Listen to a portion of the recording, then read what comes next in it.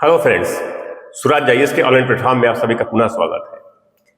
जैसे कि आप जानते हैं कि भारत के राष्ट्रपति के द्वारा कल का मतलब 31 दिसंबर 2023 को एक आदेश के माध्यम से 16वें वित्त आयोग का गठन किया गया।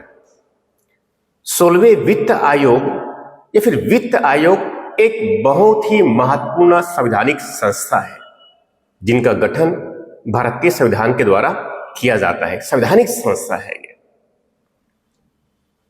क्योंकि यहां वित्त आयोग जो है एक संवैधानिक संस्था है, इससे संबंधित कई आयाम हैं जो संघ लोक सेवा आयोग के द्वारा भी, राज्य लोक सेवा आयोग के द्वारा भी और साथ में अन्य जो परीक्षाएं जितनी भी होती है भारत में, इससे कई प्रश्न निरंतर पूछे जा रहे होते हैं। और ये अभी इनकी रिलेवेंसी और अधिक है क्योंकि 16वें वित्त आयोग का गठन किया जा रहा है। तो निश्चित रूप से आगामी छत्तीसगढ़ लोक सेवा आयोग के द्वारा प्रारंभिक परीक्षा जो आयोजित किया जाना है उसके लिए एक अनिवार्य टॉपिक के रूप में, एक ज्वलंत टॉपिक के रूप में वित्त आयोग बहुत महत्वपूर्ण हो सकते हैं। इसीलिए इसी संदर्भ को, इसी परिप्रेक्ष्य को ध्यान में रखते हुए यहां लेक्चर प्रोवाइड किया जा रहा है। इसमें हम वित्त आयोग से संबंधित सभी आयामों को हम समझेंगे, तथ्यों को भी याद करेंगे और क्या प्रश्न बनाए जा सकते हैं, क्या संभावनाएं बनती हैं, उनको भी हम समझने का प्रयास करेंगे।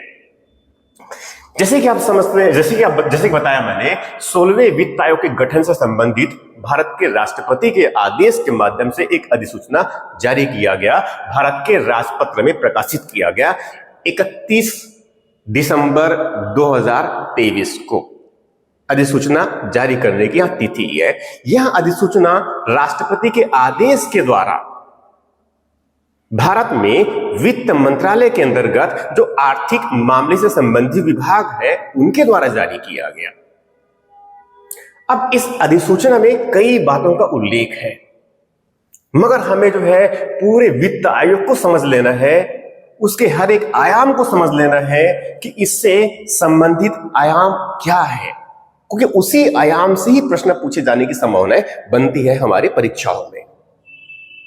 इसके कई आयाम हैं।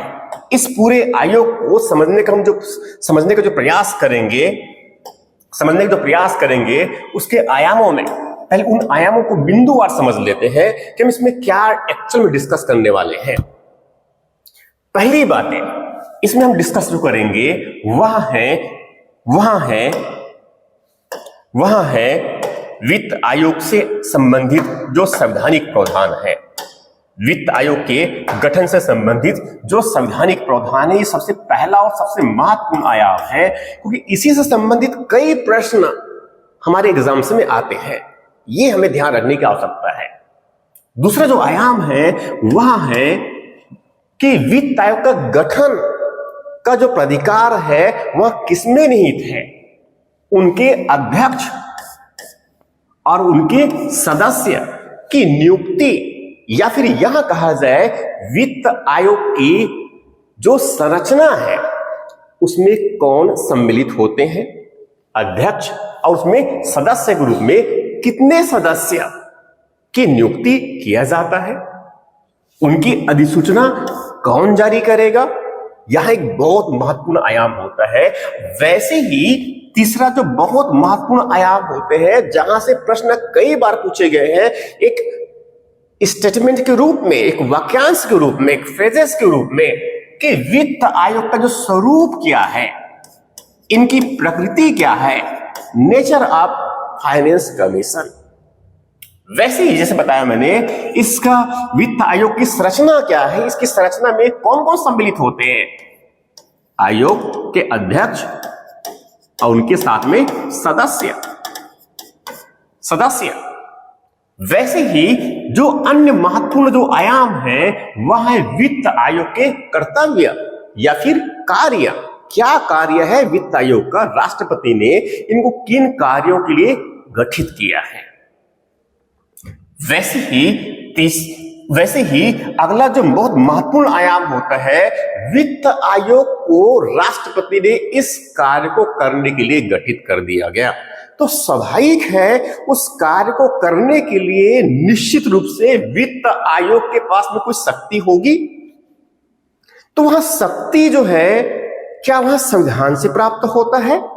क्या संविधान में उस शक्ति का उल्लेख है, या क्या उस शक्ति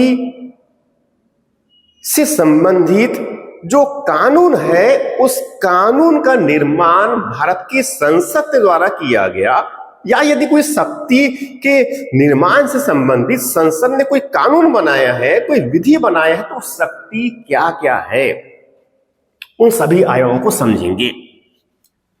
इनके साथ साथ यहां जो वित्त आयोग है, यह वित्त आयोग की सिफारिश करता है। ये भारत की सरकार को सिफारिश करता है। तो वो सिफारिश जो करेंगे उनकी प्रकृति क्या होगी, उनका नेचर क्या होगा? क्या यह सरकार के लिए बाध्यकारी होंगे? क्या यह भारत सरकार के लिए बाध्यकारी होंगे, या क्या यह बाध्यकारी नहीं होंगे? यहां भी प्रश्नों के एक बहुत महत्वपूर्ण आयाम हो सकते हैं। इनके साथ साथ हम यहां भी जानने का प्रयास करेंगे कि इससे पहले अभी वर्तमान में जो 16वें वित्त आयोग का जो गठन किया गया है, इससे पहले भारत के संविधान के प्रारंभ के तुरंत बाद का मतलब मैं 2 वर्ष की अवधि के बीच की बात कर रहा हूं। सबसे पहले आयोग की जब गठन किया गया था 2 वर्ष की अवधि पूर्व में ही, और उसके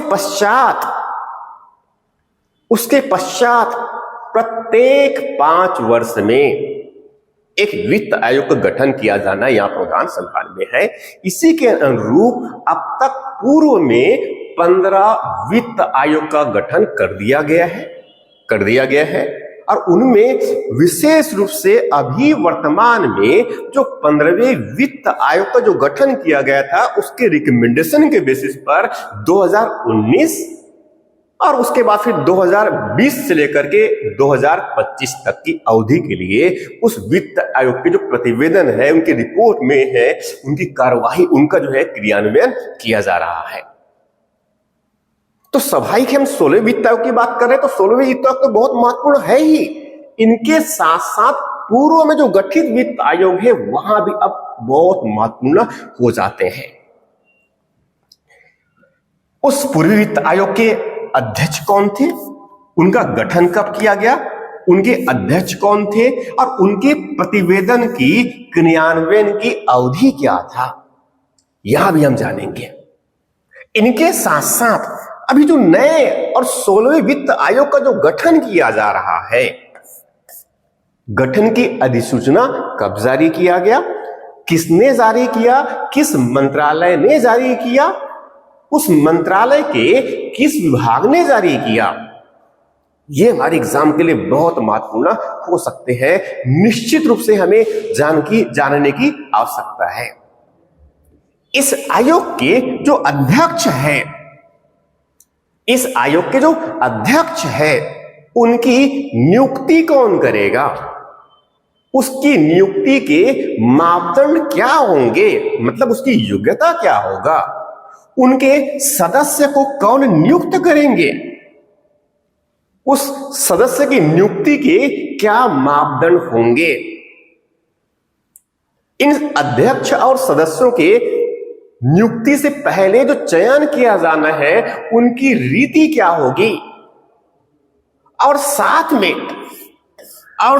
में ये जो वित्त आयोग के अध्यक्ष और सदस्य जिनको नियुक्त किया जा रहा है, इनकी काल अवधि, इनकी अवधि क्या होगी, कितने समय तक वहां अध्यक्ष के पद में और सदस्य के पद में लगातार बने रहेंगे, और कब तक ये 16वें वित्त आयोग जो है अपनी प्रतिवेदन भारत के राष्ट्रपति को सौंपते हैं। तो कब तक भारत के राष्ट्रपति को अपना प्रतिवेदन सौंप देंगे। इसके साथ साथ सबसे महत्वपूर्ण जो आयाम है, और हमारी इस आयाम में सबसे अंतिम आयाम है कि 16वें वित्त आयोग की जो सिफारिशें हैं, जो सलाह जो देंगे, वह उस सलाह के क्रियान्वयन की अवधि क्या होगी?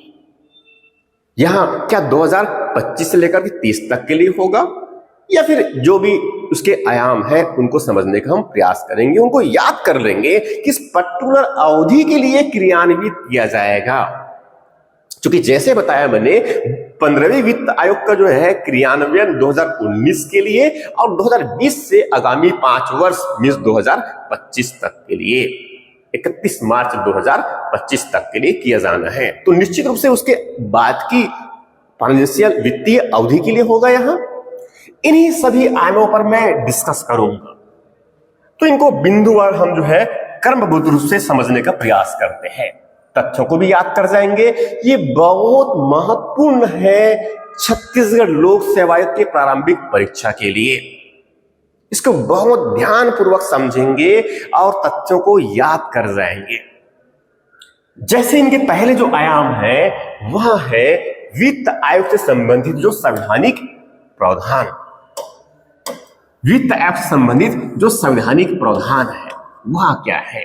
जैसे कि आप जानते हैं, ये वित्त आयोग का संबंध जो है, वित्त आयोग का संबंध जो है भारत के संविधान के भाग 12 में वित्त, संपत्ति, संविदाएं और वाद से संबंधित जो वाद से संबंधित जो भाग है उनमें जो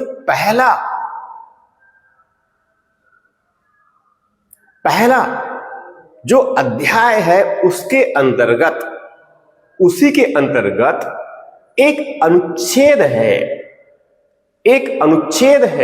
अनुच्छेद 280।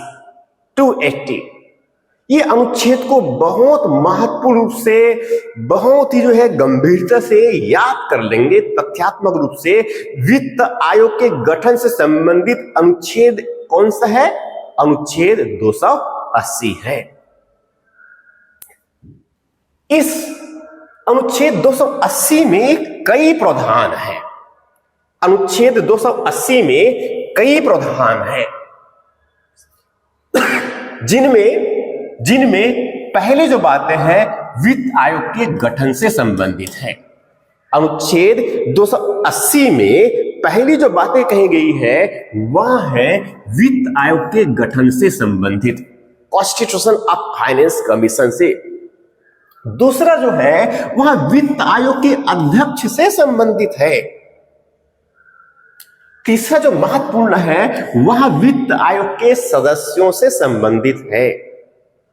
चौथी जो महत्वपूर्ण बातें हैं वह है इनकी नियुक्ति। और साथ में जो है इसी अनुच्छेद में, अनुच्छेद 280 में ही प्रावधान है कि वित्त आयोग के क्या कार्य होंगे, वित्त आयोग के क्या कार्य होंगे। इनके साथ साथ इसी अनुच्छेद में वित्त आयोग की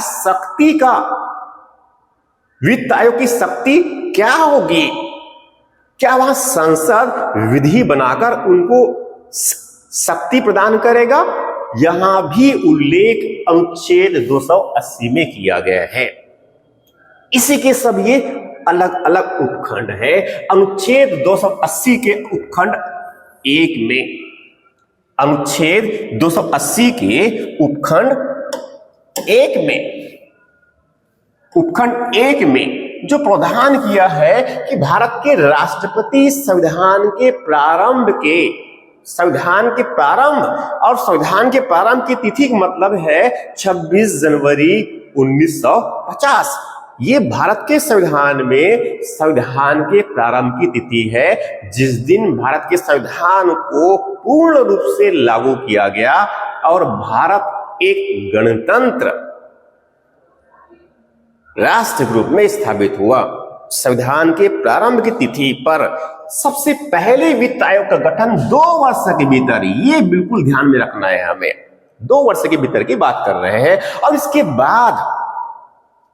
बाद जो दूसरे जो वित्त आयोग से लेकर के 15वें वित्त आयोग तक और अभी वर्तमान में भी जो 16वें वित्त आयोग से संबंधित है, प्रत्येक 5 वर्ष की समाप्ति पर प्रत्येक 5 वर्ष की समाप्ति पर या फिर राष्ट्रपति को जो उचित लगे उस अवधि पर भी एक वित्त आयोग राष्ट्रपति के द्वारा एक आदेश, बिल्कुल ध्यान में रखना है कि भारत के राष्ट्रपति वित्त आयोग के गठन के लिए एक आदेश जारी करता है।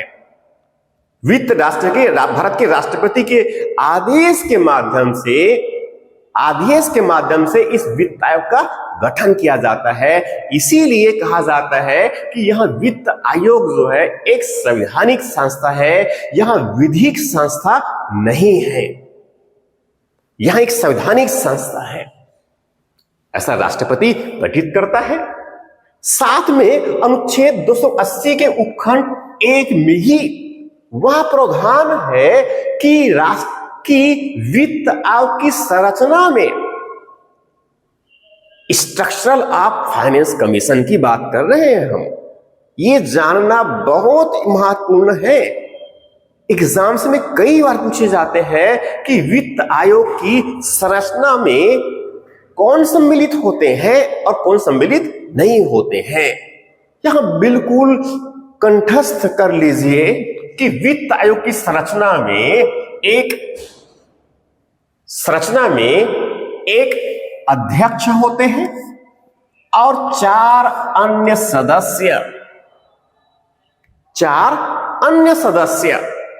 भारत के संविधान में उल्लेख है अनुच्छेद 280 के उपखंड 1 में कि वित्त आयोग की संरचना में एक अध्यक्ष और 4 अन्य सदस्य से मिलकर बनेगा हमारा आयोग, जिनको हम कह रहे हैं वित्त आयोग।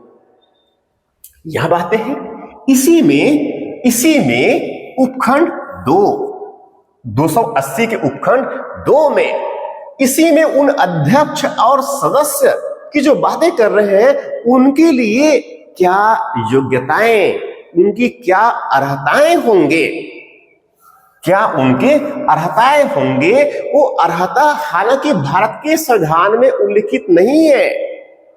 यह बिल्कुल जान लीजिए कि भारत के संविधान में वित्त आयोग के जो अध्यक्ष होंगे या फिर वित्त आयोग के जो सदस्य है उसके लिए क्या योग्यता है यहां निर्धारित नहीं है। जैसे कि राष्ट्रपति के लिए है, उपराष्ट्रपति के लिए है, उसमें योग्यता निर्धारित है, मगर भारत के संविधान में वित्त आयोग के अध्यक्ष और वित्त आयोग के जो सदस्य हैं इनके लिए कोई उनकी योग्यता संविधान में एक प्रावधान के रूप में निर्धारित नहीं है, बल्कि भारत की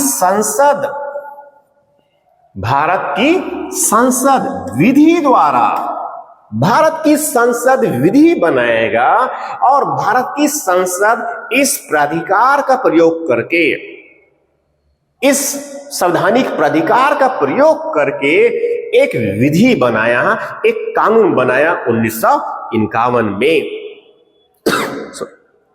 1951 में, जिनको कहते हैं वित्त आयोग प्रकीर्ण उपबंध अधिनियम 1951। इनमें उस सदस्य और जो अध्यक्ष होंगे उनकी योग्यता क्या होंगी उनका उल्लेख है। उनको हम समझेंगे। अभी यहां जो है अनुच्छेद 280 के दूसरे उपखंड की बात कर रहे हैं। साथ में जो है इसी में यहां प्रावधान किया गया है उनकी चयन राष्ट्रपति के द्वारा तो इनको नियुक्त किया जाएगा, मगर राष्ट्रपति को जो सलाह देंगे, सलाह देने की जो रीति है वो क्या होगी। जैसे कि अभी काफी सुर्खियों में रहा है कि सर्वोच्च न्यायालय में जो न्यायाधीश या जो अन्य न्यायाधीश है या फिर भारत में जो मुख्य निर्वाचन आयुक्त है या अन्य निर्वाचन आयुक्त है, हालांकि उनकी नियुक्ति भारत के राष्ट्रपति के द्वारा किया जाता है, मगर उसके नियुक्ति से पहले जो चयन समिति बनेंगे, चयन समिति में कौन कौन होंगे, हम उसी रीति की बात कर रहे हैं, उस रीति की बातें कर रहे हैं। इनका भी उल्लेख संविधान में नहीं किया गया है। संविधान में उल्लेख नहीं किया गया है। यहां उस विधि में ही, उस कानून में वित्त आयोग अधिनियम, प्रकीर्णन अधिनियम 1951 में उल्लेखित है। इनके साथ साथ सबसे महत्वपूर्ण जो आयाम है इस अनुच्छेद का, जो ना केवल प्रारंभिक परीक्षा बल्कि मुख्य परीक्षा के लिए भी और साथ में आपके साक्षात्कार के लिए भी, मतलब अंतिम रूप से चयन के लिए यहां जो प्रावधान है अनुच्छेद 280 के उपखंड 3 का, कि एग्जैक्टली इस वित्त आयोग का गठन क्यों किया गया, क्या उनके कार्य होंगे, क्या उनके कर्तव्य होंगे, उन्हीं कर्तव्यों की प्रावधान जो है वह अनुच्छेद 280 के उपखंड 3 में है। मुख्य रूप से अगर देखें तो 4 उनके बेसिक कर्तव्य है, 4 उनके बेसिक कर्तव्य है। हालांकि मूल संविधान में मूल संविधान के मतलब मैं 26 जनवरी 1950 को जब लागू किया गया उस समय की संविधान की बात कर रहा हूं। उस संविधान में इसमें जो अनुच्छेद 280 के उपखंड 3 में जो तीसरा जो उपखंड है खा बीबी, ये प्रावधान उसमें नहीं हुआ करते थे। खा और गा भी, ये दोनों प्रावधान जो है मूल संविधान में नहीं हुआ करता था। ये स्पष्ट रूप से जानने की आवश्यकता है। यह प्रावधान जो है भारत के संविधान के अनुच्छेद 280 में 73वें संविधान संशोधन अधिनियम 1992, जब तीसरे स्तर की सरकार का संविधान को हिस्सा बनाया गया, और वैसे ही 74वें संविधान संशोधन अधिनियम 1992, जब तीसरे स्तर की सरकार नगरीय क्षेत्र में स्थापित किए गए, उनके लिए संवैधानिक प्रावधान किया गया, तब संविधान के हिस्सा बनाया गया। तो उसी कर्तव्य की बात कर रहे हैं। तो पहले जो कर्तव्य है वित्त आयोग का, वह है कि संघ और राज्यों के बीच, ये हम जो पहली बात कर रहे हैं कि संघ और राज्यों के बीच, मतलब सामान्य भाषा में केंद्र सरकार की बात कर रहे हैं और साथ में राज्यों में जो सरकार है, राज्यों की बात है, वह हम बात कर रहे हैं।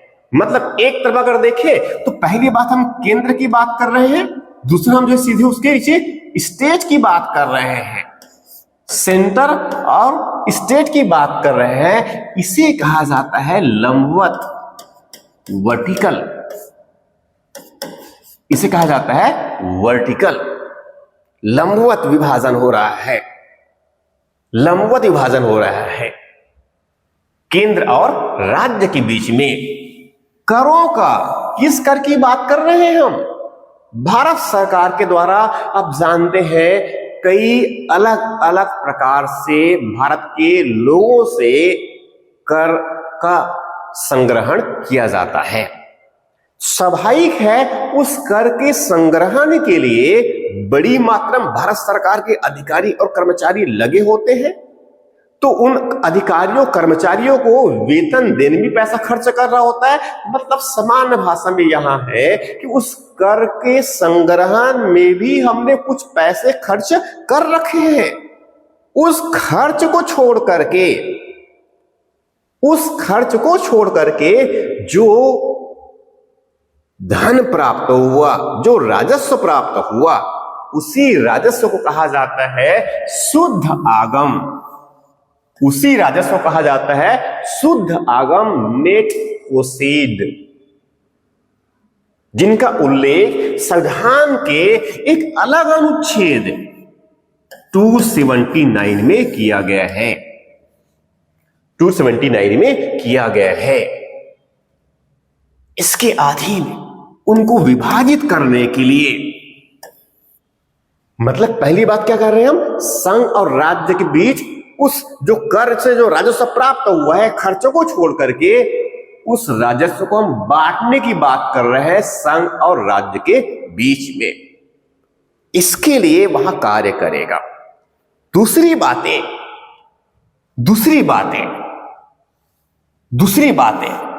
राज्यों के बीच, जैसे कि आप जानते हैं अब केंद्र और राज्य के बीच तो आवंटन किया ही जाना है, वह लंबवत रूप से हो गया, मगर अब यहां भी जानते हैं कि भारत में 28 राज्य है। वर्तमान में भारत में 28 राज्य है, तो स्वाभाविक है उन राज्यों की जनसंख्या और उनकी आवश्यकताएं भी अलग अलग है। तो निश्चित रूप से छोटे राज्य के लिए और बड़े राज्य के लिए एक ही मापदंड नहीं हो सकते। इसीलिए राज्यों और दूसरे राज्य के बीच भी आवंटन किस प्रकार का हो, उनको विभाजन का हो, इनके लिए भी यहां कार्य करेंगे, यहां भी सलाह देंगे। इसे कहा जाता है 36 डिवीजन। 36 है ये। इसके पहले केंद्र और राज्य की जो बात की है मैंने, वहां क्या है, लंबवत है, और यहां जो हम राज्य और राज्यों के बीच भी बात कर रहे हैं, राज्यों के बीच की जो बात कर रहे हैं, वहां क्या है, 36 विभाजन है। उनके आवंटन के बारे में वहां सलाह देंगे, वहां उसके लिए कार्य करेगा। दूसरी जो महत्वपूर्ण कार्य है जिसमें उपबंध के अंतर्गत है कि भारत की संचित निधि, जैसे कि आप जानते हैं कि भारत के संविधान में 3 प्रकार की निधि की बात करते हैं। भारत की संचित निधि है, भारत की आकस्मिकता निधि है, और एक लोक लेखा निधि, पब्लिक अकाउंट्स फंड की बात करें। 3 ही इसमें बातें करते हैं केंद्र सरकार के संदर्भ में, भारत के संदर्भ में, और राज्यों के संदर्भ में भी वही 3 बातें हैं। राज्य की अपनी संचित निधि, और राज्य की आकस्मिकता निधि, और उसमें लोक निधि।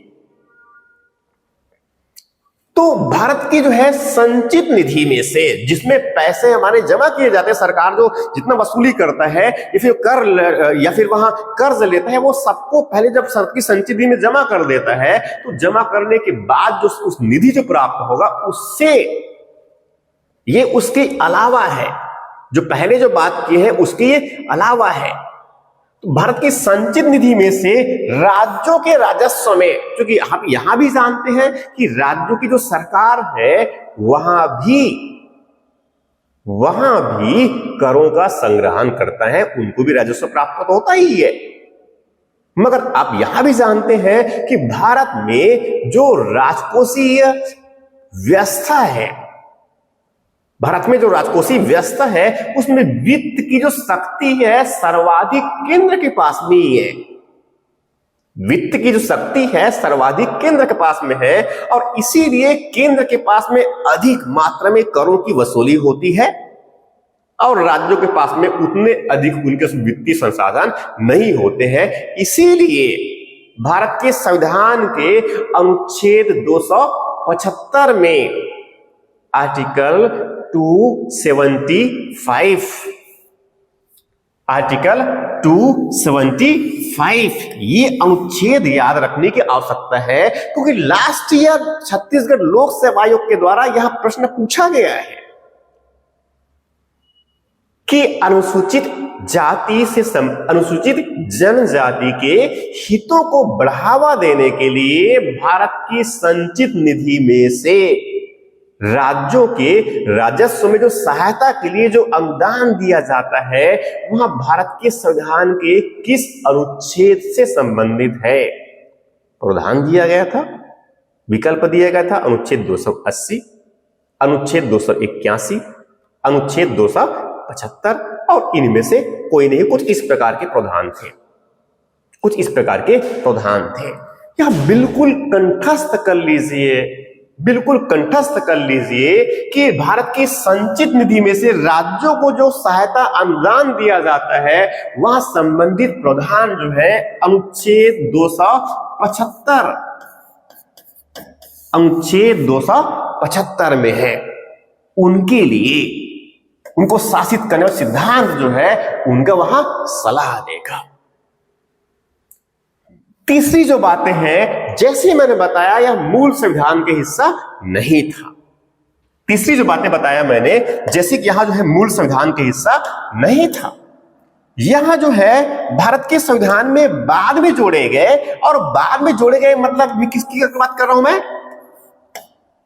किसकी बात कर रहा हूं मैं, 73वें संविधान संशोधन अधिनियम 1992 के अंतर्गत जोड़ा गया कि राज्य की वित्त आयोग, आप भी जानते हैं राज्य के वित्त आयोग, राज्य वित्त आयोग जिनका गठन जो है, जिनका गठन राज्य के वित्त आयोग भी एक संवैधानिक संस्था है, जिनका गठन राज्यपाल के द्वारा किया जाता है राज्यों के मामले में, कि वहां ग्रामीण क्षेत्र में जो पंचायतें हैं और नगरीय क्षेत्र में जो नगर पंचायतें हैं, नगर पंचायतें हैं, उनको राज्य जो वित्त का जो आवंटन करता है, उनके और उनके संसाधनों को, वित्त के जो संसाधन है जो राज्य की संचय निधि में से दिया जाता है पंचायतों को और नगर पंचायतों को, ग्राम पंचायतों को, ग्राम पंचायत मतलब तीनों पंचायतों की बात कर रहे हैं, और साथ में नगर संबंधित तीनों पंचायतों की बात कर रहे हैं, नगर निगम, नगर पंचायत, नगर पालिका और निगम की बात कर रहे हैं।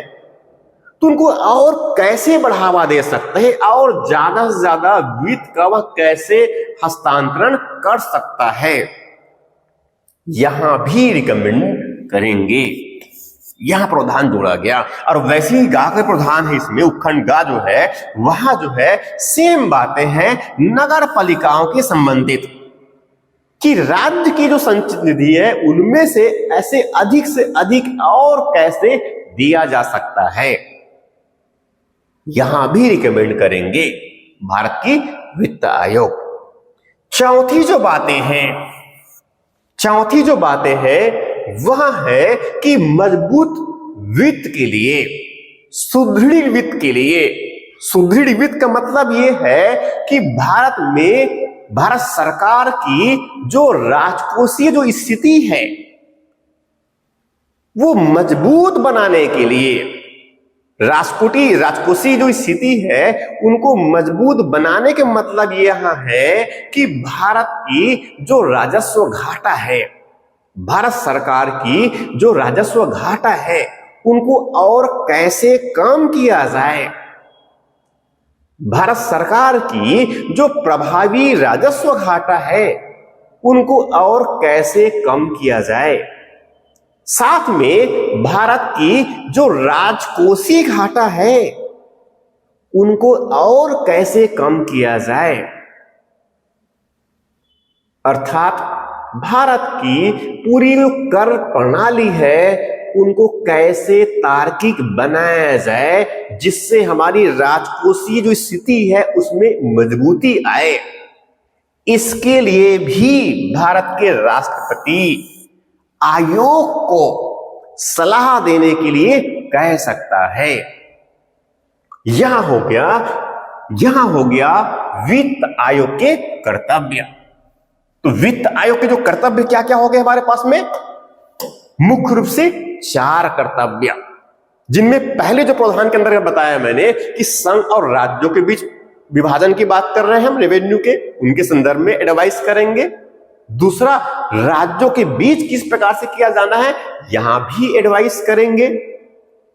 तीसरा जो बताया मैंने कि वहां भारत की संचित निधि में से जो तथाकथित जो कमजोर जो राज्य है उनके वहां उन लोगों के हितों के बढ़ावा देने के लिए, और विशेष रूप से जो अनुसूचित जनजाति वर्ग है उनके हितों के बढ़ावा के लिए जो सहायता अनुदान दिया जाना है वहां भी, साथ में जैसे बताया मैंने ग्राम पंचायतों की वित्तीय स्थिति को मजबूत करने के लिए, नगर पंचायतों की वित्तीय स्थिति को मजबूत करने के लिए भी यहां रिकमेंडेशंस देंगे। भारत की सरकार की वित्तीय स्थिति को और कैसे मजबूत किया जाए, यहां जो है 4 मुख्य उसके कार्य है, 4 मुख्य उनके कार्य है। इसके बाद जो है इसी अनुच्छेद 280 का एक अन्य प्रावधान है उपखंड 4, जिसमें उल्लेख है कि आयोग जब ये पूरी अपने कार्यों को संचालित करेंगे तो संचालित करने की जो प्रक्रिया है, काम करने की जो प्रक्रिया है, उसका निर्धारण कौन करेगा? प्रश्न यहां भी हमसे पूछा जा सकता है। तो प्रक्रियाएं जो है वित्त आयोग के काम करने की, वहां जो है स्वयं निर्धारित करता है, वह स्वयं निर्धारित करता है। साथ में जो है उनकी शक्ति, जैसे बताया मैंने कि यहां जो वित्त आयोग है, इस वित्त आयोग की शक्ति का उल्लेख भारत के संविधान में नहीं किया गया है। भारत के संविधान ने उन शक्तियां क्या होंगे उसका उल्लेख के संदर्भ में भारत की संसद को प्राधिकार दिया है, भारत की संसद को सशक्त किया है, संसद को शक्ति दिया है कि वह कानून बना करके, विधि बना करके उनको शक्ति प्रदान करे। इसीलिए भारत की संसद ने 1951 में 1951 में वित्त आयोग प्रकीर्ण अधिनियम 1951 बनाया है और उसी के अंदर उनको शक्ति प्राप्त है। इसके साथ साथ जो है एक अन्य अनुच्छेद है जो वित्त आयोग की सिफारिशों से जुड़ी हुई है, वह है अनुच्छेद 281। अनुच्छेद 281 की जो वित्त आयोग की जो सिफारिशें हैं, वित्त आयोग की जो सिफारिशें हैं, वह सिफारिशें, जो भी सिफारिश दे रहे हैं वित्त आयोग, उन सिफारिशों को सबसे पहले तो बताया मैंने कि भारत के राष्ट्रपति को सिफारिश को वहां सौंप देगा।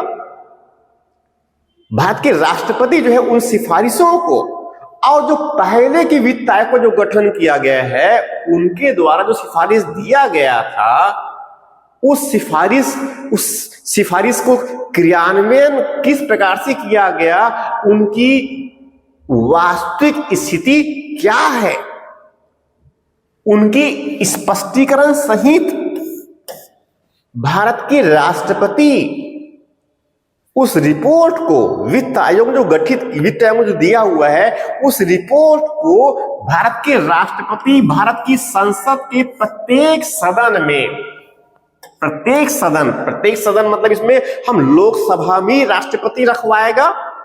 अब राष्ट्रपति तो स्वयं रखने नहीं जाएंगे, तो वित्त मंत्रालय के द्वारा ही रखवाया जाएगा, वित्त मंत्री के द्वारा ही रखे जाएंगे संसद की सदन में, चाहे वह लोकसभा में हो चाहे वह राज्यसभा में हो। यहां भी भारत के संविधान में प्रावधान किया गया है अनुच्छेद 281 में। यहां हो गया महत्वपूर्ण संवैधानिक प्रावधान, यहां हो गया महत्वपूर्ण संवैधानिक प्रावधान। इसके अलावा जो है इसके जो डायमेंशन बनते हैं, जो परीक्षाओं में पूछे जाते हैं, कुछ तथ्यात्मक बातें हैं जिनको बहुत जल्दी से याद कर लेने की आवश्यकता है। जैसे कि वित्त आयोग का गठन और उनके अध्यक्ष, वित्त आयोग के गठन और उनके जो अध्यक्ष है, उनके जो सदस्य है, उनकी नियुक्ति की अधिसूचना, उनकी नियुक्ति की अधिसूचना कौन जारी करता है? बहुत सरल एक प्रश्न पूछ सकता है कि भारत के वित्त आयोग के गठन से संबंधित अधिसूचना कौन जारी करता है, किसके आदेश पर जारी किया जाता है, किस मंत्रालय के द्वारा जारी किया जाता है? तो हमें यहां जानने की आवश्यकता है कि यहां राष्ट्रपति को आदेश के माध्यम से, राष्ट्रपति एक आदेश के द्वारा, राष्ट्रपति आदेश जारी करेगा और उसके उस आदेश के अनुपालन में वित्त मंत्रालय, भारत सरकार के जो आर्थिक कार्य विभाग है, उनके द्वारा इस वित्त आयोग के गठन की अधिसूचना भारत के साधारण राजपत्र में जारी किया जाता है, जैसे कि आपने थोड़ी देर पहले देखे हैं। यहां तो हो गया उनके गठन से संबंधित अधिसूचना। दूसरा जो आयाम जो बहुत महत्वपूर्ण होता है, इस वित्त आयोग का स्वरूप क्या होगा, इनका नेचर क्या होगा, इनकी प्रकृति क्या होगी, इनकी प्रकृति क्या होगी। जैसे कि आप जानते हैं कि भारत की सरकार को यह सलाह देता है, इसका मतलब यह हुआ कि पहले प्रकृति क्या हो गया, इनकी सलाहकारी प्रकृति है। ये सलाह दे रहे हैं भारत की सरकार को, तो निश्चित रूप से ये भारत सरकार के लिए बाध्यकारी नहीं है।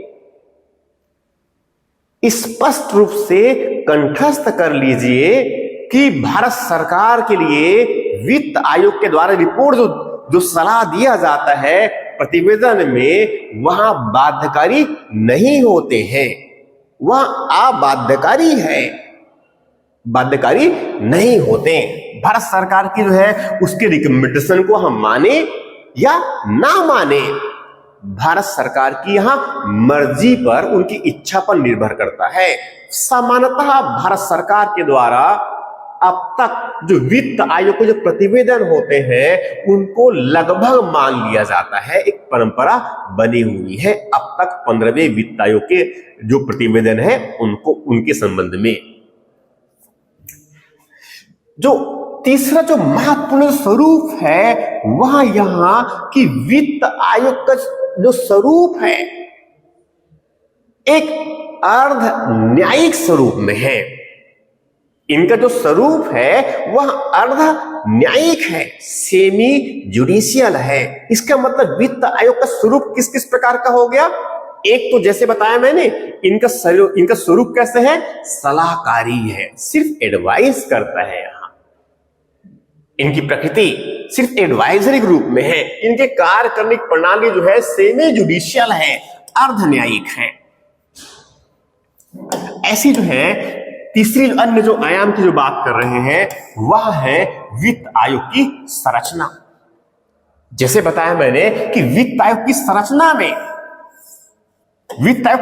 में बिल्कुल कंठस्थ कर लीजिए कि इसमें अध्यक्ष और सदस्य ही सम्मिलित होते हैं। वित्त आयोग की संरचना में मतलब वित्त आयोग किससे मिलकर बनेगा, तो एक अध्यक्ष होंगे, जैसे कि वर्तमान में 16वें वित्त आयोग जिनके अध्यक्ष है डॉक्टर अरविंद पनगड़िया।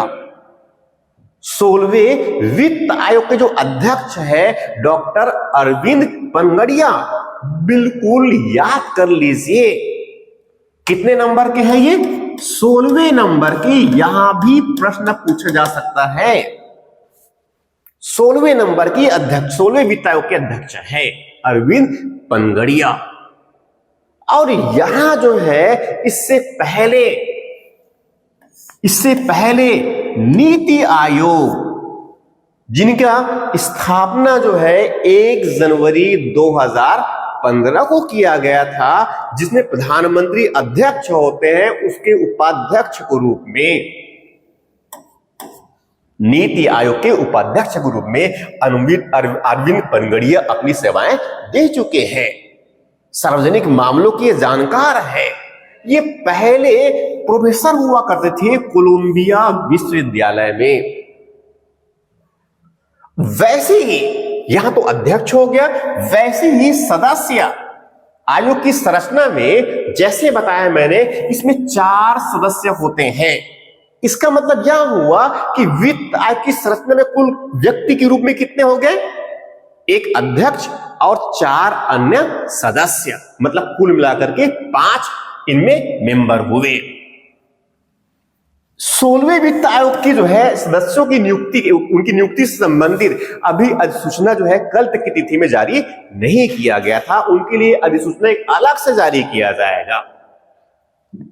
यहां तो हो गया वित्त आयोग की संरचना से संबंधित, मगर साथ में यहां भी है, क्योंकि ये तो अध्यक्ष है और सदस्य है, मगर इनकी सहायता के लिए, इस आयोग की सहायता के लिए राष्ट्रपति के द्वारा आदेश के माध्यम से एक सचिव की भी नियुक्ति किया जाता है।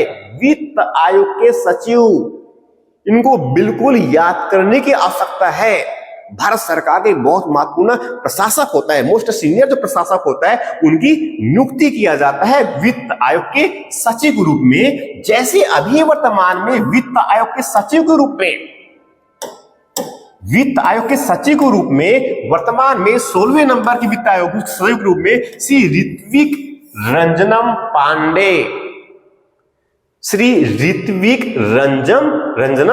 पांडे हमें ये याद करने की आवश्यकता है, जैसे कि हमें याद करने की आवश्यकता डॉक्टर अरविंद पनगड़िया का नाम है 16वें वित्त आयोग के अध्यक्ष के रूप में। यहां हो गया वित्त आयोग के सचिव। वित्त आयोग के जो सदस्य और अध्यक्ष, उनकी योग्यता के संबंध में जो प्रश्न पूछे जाते हैं वह है कि वित्त आयोग के जो अध्यक्ष है उनकी क्या योग्यताएं होंगे। अध्यक्ष बनने के लिए क्या योग्यता? सिर्फ एक ही योग्यता है कि वह सार्वजनिक मामले, जो पब्लिक अफेयर्स है, उस मामलों का वह जानकार हो, अनुभवी व्यक्ति हो, लंबा अनुभव रखता हो। ऐसे व्यक्ति को वित्त आयोग का अध्यक्ष के रूप में नियुक्त किया जाता है। मगर सदस्यों के लिए भारत के संसद ने कानून बना करके यह मापदंड स्थापित किया है। उनमें 4 मुख्य बातें हैं। पहले, या तो वह किसी उच्च न्यायालय का न्यायाधीश हो, इनको जल्दी जल्दी से पढ़ लेते हैं, यहां व्यक्ति हो, या फिर ऐसा कोई व्यक्ति जिन्होंने भारत में लेखा और वित्त के मामलों में विशेष ज्ञान रखता है, इस व्यक्ति की बात कर रहे हैं। और ऐसे व्यक्ति, या फिर जो प्रशासन और वित्त के मामले में व्यापक अनुभव प्राप्त कर लिया हो, ऐसे व्यक्ति की बात कर रहे हैं। या फिर वह व्यक्ति जो अर्थशास्त्र का विशेष ज्ञान रखता है। ये उनके सदस्यों के लिए मापदंड हो गए। जैसे बताया मैंने, इनकी नियुक्ति कौन करेगा? भारत के राष्ट्रपति के द्वारा नियुक्त किए जाएंगे। राष्ट्रपति की एक आदेश जारी करेगा। ये कार्यकारी आदेश है। भारत के वित्त आयोग के गठन के लिए जो अधिसूचना जारी किया गया, वहां राष्ट्रपति अपनी वित्तीय शक्ति का प्रयोग करके जारी किया। राष्ट्रपति की कई शक्तियों में एक शक्ति है वित्तीय शक्ति, फाइनेंशियल पावर की बात कर रहे हैं वित्त आयोग के गठन से संबंधित प्रावधान में। मगर जब वित्त आयोग के अध्यक्ष की नियुक्ति करना है, उनके सदस्यों की नियुक्ति करना है, तो उस समय भारत के राष्ट्रपति अपनी कार्यकारी शक्ति, एग्जीक्यूटिव पावर का प्रयोग करता है। ये बिल्कुल स्पष्ट रूप से जान लीजिए, यहां बहुत महत्वपूर्ण है। इसके पहले मैंने वित्त आयोग के कर्तव्य और कार्यों की चर्चा ऑलरेडी कर रखा है। इनके बाद वित्त आयोग की शक्ति, जैसे बता चुका हूं मैं कि भारत की संसद के द्वारा जो कानून बनाया है, भारत की संसद ने जो कानून बनाया है, उसी के अंतर्गत इनको शक्ति प्राप्त हुआ है, जो वित्त आयोग अधिनियम 1951 का है। इनकी सिफारिशें, जैसे बता रखा हूं मैंने कि यहां सिफारिशें सलाहकारी होते हैं, सरकार के लिए बाध्यकारी नहीं होते।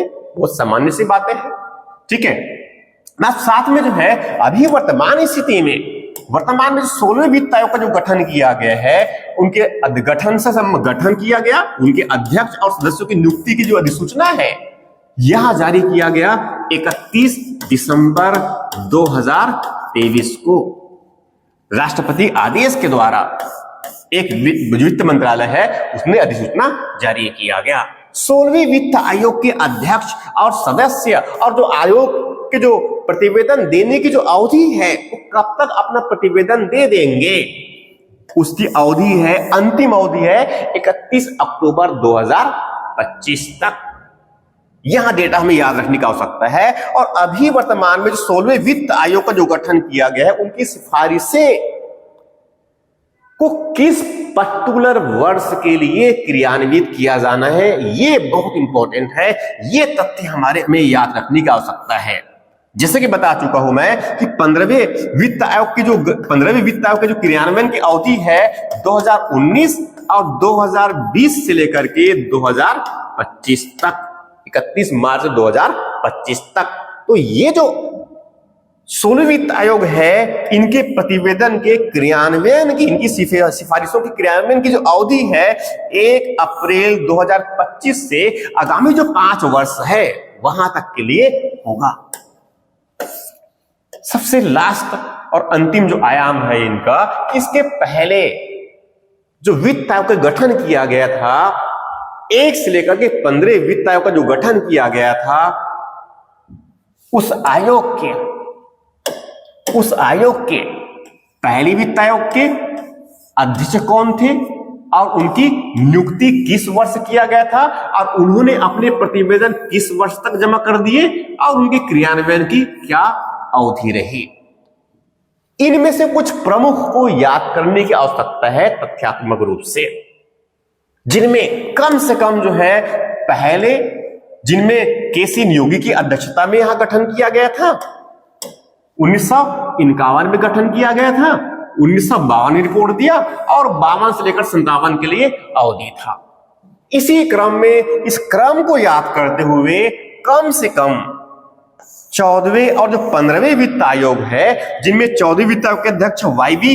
रेड्डी हुआ करते थे और 15वें वित्त आयोग के अध्यक्ष जो इनके सिंह हुआ करता था, इनकी नियुक्ति वर्ष और साथ में इनकी रिपोर्ट को जमा करने की जो वर्ष है और साथ में उनके क्रियान्वयन की वर्ष यहां भी याद कर लेने की आवश्यकता है। छत्तीसगढ़ राज्य लोक सेवा आयोग के द्वारा जो प्रारंभिक परीक्षा का आयोजन किया जाना है, इसके लिए बहुत महत्वपूर्ण संविधान के टॉपिक हो सकते हैं। ऐसे ही और बहुत महत्वपूर्ण जो टॉपिक्स हो सकते हैं, जो प्रारंभिक परीक्षा के लिए अनिवार्य रूप से प्रश्न पूछे जाने की संभावना बनती है, ऐसे और कुछ विशेष टॉपिक्स पर मैं लगातार डिस्कस करते रहूंगा। आप सभी का बहुत बहुत धन्यवाद।